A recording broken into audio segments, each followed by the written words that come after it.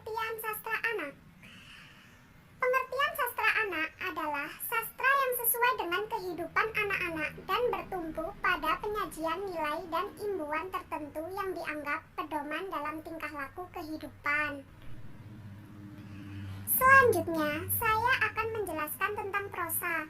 Prosa adalah suatu karya sastra yang bentuknya tulisan bebas dan tidak terikat dengan berbagai aturan dalam menulis seperti rima, diksi, irama, dan lain sebagainya.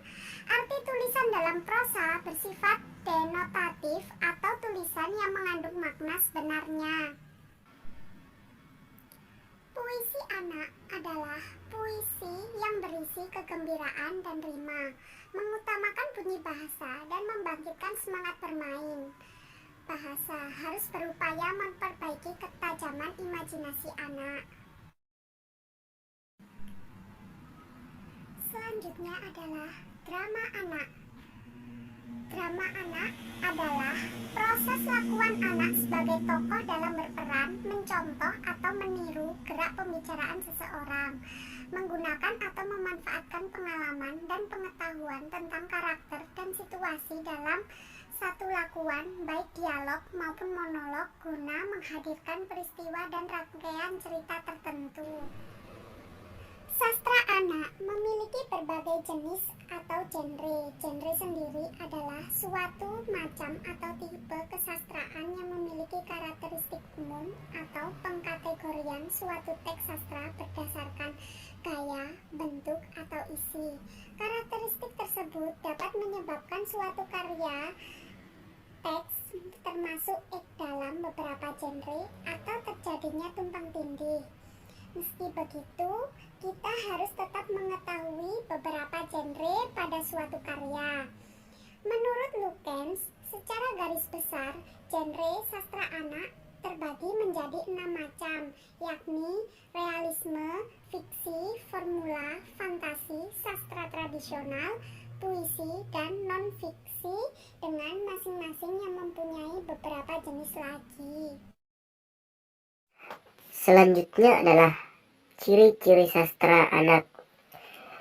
Yang pertama adalah unsur pantangan untuk menghindari ranah seks, erotisme, dendam, kebencian, kekejaman, dan sebagainya.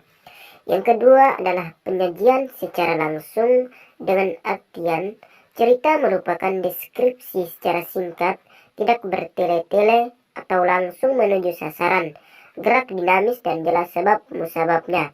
Yang ketiga atau yang terakhir adalah fungsi terapan yang bersifat informatif dan mengandung unsur-unsur bermanfaat bagi pertumbuhan jiwa anak. Yang berikutnya adalah fungsi sastra anak. Yang pertama, pendidikan. Pendidikan memberikan informasi tentang pengetahuan, kreatif, dan pesan moral bagi anak. Yang kedua adalah hiburan. Hiburan memberikan kesenangan, kenikmatan, keasikan, dan kepuasan bagi anak. Yang ketiga adalah membentuk kepribadian anak. Yang keempat adalah menentukan kecerdasan emosi anak. Kegiatan apresiasi sastra anak. Yang pertama, kegiatan apresiasi langsung. Membaca sastra anak, mendengarkan sastra anak ketika dibacakan, menonton acara yang dipentaskan. Yang kedua, kegiatan apresiasi tidak langsung. Mempelajari teori sastra, mempelajari kritik, mempelajari esai sastra.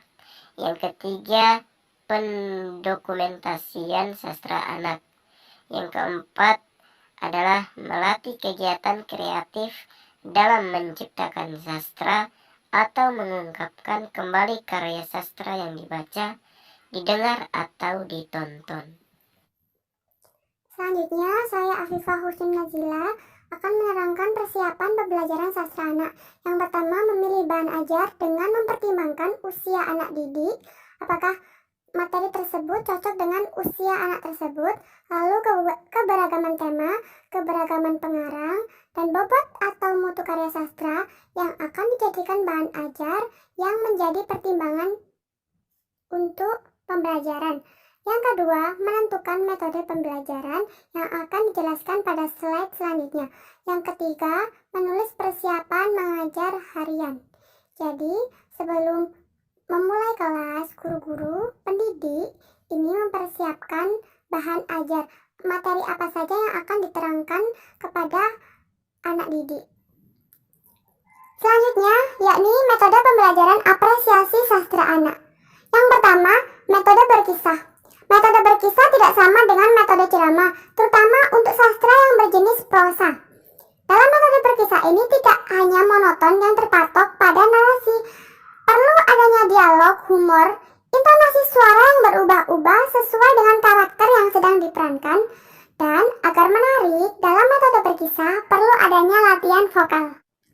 Yang kedua, metode pembacaan. Metode pembacaan ini baik diterapkan untuk semua jenis sastra anak, baik prosa, puisi maupun drama. Dalam metode pembacaan ini juga diharuskan melatih vokal agar sesuai dengan irama, lagu, kalimat, intonasi, jeda, dan nada. Lalu, guru memberikan contoh terlebih dahulu dan ditugaskan kepada siswa yang membaca di depan kelas. Agar menarik, perlu diikuti dengan ekspresi wajah dan gerakan tubuh lainnya. Yang ketiga, metode peragaan. Metode peragaan ini dicontohkan guru terlebih dahulu untuk memperagakan gerakan yang tersirat atau tersurat dalam teks sastra anak. Dalam metode ini, perlu adanya perpaduan antara lisan dan juga suatu perbuatan atau tindakan. Jadi, ucapan lisan dan gerakan ini harus sinkron. Lalu, siswa ikut terlibat dan melatih keberanian tampil di depan kelas. Yang keempat, yakni metode tanya jawab. Guru dapat memberikan pertanyaan kepada siswa yang diajukan secara lisan atau tertulis. Lalu, siswa juga dapat menjawab pertanyaan guru ini secara lisan atau tertulis. Guru mengajukan pertanyaan yang sederhana dan jawaban siswa pun boleh sederhana, tidak perlu menjawab dengan jawaban yang terlalu kompleks. Metode ini melatih siswa berani berbicara, berani menulis sesuai dengan pendapatnya, dan melatih demokrasi dan berargumentasi. Dan yang terakhir, yakni metode penugasan. Jenis penugasan ini disesuaikan dengan kompetensi kelas, kompetensi siswa, dan kompetensi sarana dan prasarana sekolah atau orang tua siswa. Dalam metode ini, penugasan hendaknya tidak menjadi beban bagi siswa dan menjadi beban bagi guru. Melatih siswa kreatif melaksanakan tugas dan melatih siswa bertanggung jawab atas penyelesaian tugas-tugasnya. Yang selanjutnya ialah permainan untuk apresiasi sastra anak. Yang pertama ialah bisik berantai. Permainan ini dilakukan dengan cara setiap siswa harus membisikkan satu kata atau satu kalimat atau cerita kepada pemain berikutnya. Lalu dilanjutkan terus berturut-turut sampai pemain yang terakhir. Lalu pemain terakhir ini harus mengatakan isi dari kata atau kalimat atau cerita yang tadi dibisikkan. Dan permainan ini dapat membantu melatih keterampilan menyimak dan mendengarkan. Yang kedua ialah close wacana. Close wacana merupakan uraian cerita rumpang yang di dalamnya terdapat bagian cerita yang dihilangkan. Lalu, tugas siswa ialah menuliskan kata-kata yang sesuai dengan cerita yang diberikan oleh guru. Yang ketiga yakni membaca dan menulis isi gambar. Dalam hal ini, guru membimbing anak dalam memahami suatu objek. Mereka akan dikenalkan kepada sebuah objek yang tidak asing baginya. Lalu mereka digiring ke dalam sebuah kerangka pemahaman melalui pengamatan gambar.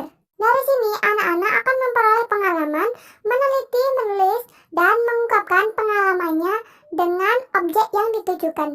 Yang keempat yakni menyusun kalimat dari kata akhir. Pada permainan ini, anak-anak diminta untuk berdiri berjajar. Selanjutnya, guru mengawali dengan sebuah kalimat. Dari kalimat yang sudah diucapkan secara lisan akan diteruskan dan ditemukan kata akhir. Nah, kata akhir tersebut ini digunakan oleh anak berikutnya untuk membuat sebuah kalimat. Seperti contoh, guru mengungkapkan kalimat, setiap hari aku pergi ke sekolah naik sepeda. Dan murid selanjutnya akan melanjutkan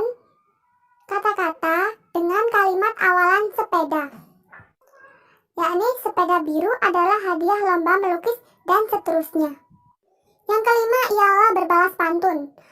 Guru memberi instruksi untuk siswa berbaris melingkar. Lalu guru berada di tengah-tengah lingkaran, menyiapkan sebuah pantun dan sebuah bola yang akan dilempar ke peserta sambil menyebutkan nama siswa. Lalu siswa yang menerima harus membalas pantun, kemudian melempar bola kepada teman sambil menyebut namanya. Yang terakhir ialah memasangkan gambar dengan teks.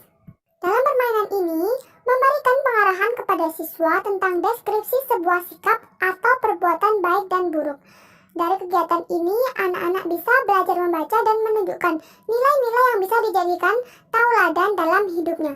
Cara permainan ini sangat mudah. Siswa tinggal menarik garis penghubung antara gambar dengan kotak-kotak deskripsi yang telah disediakan.